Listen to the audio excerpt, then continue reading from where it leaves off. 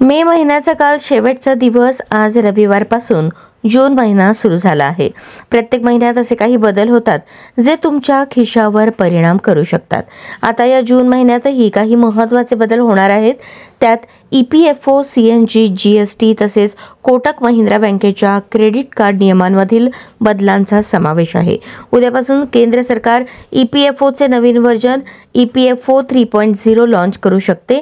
EPFO 3.0 हे नवीन version launch झाल्यावर 9 कोटींहून अधिक ग्राहक कोणत्याही अडथळ्याशिवाय ATM मधून EPFचे पैसे काढू शकतील.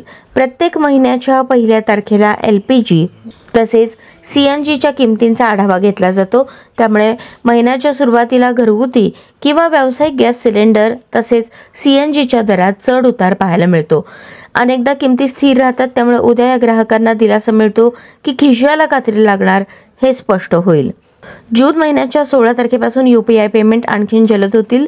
तथापि बँका आणि पेमेंट ॲप्स नव्या नियमांची सज्जता करणार असल्याचे 1 जूनपासून या प्रक्रियेवर अप्रत्यक्षपणे परिणाम होऊ शकतो. जूनमध्ये मोफत आधार कार्ड अपडेट सुविधा संपणार आहे. त्याची अंतिम मुदत 14 जून आहे. तोपर्यंत तुम्ही आधार अपडेट केले नाही तर तुम्हाला या कामासाठी ₹50 शुल्क भरावे लागेल.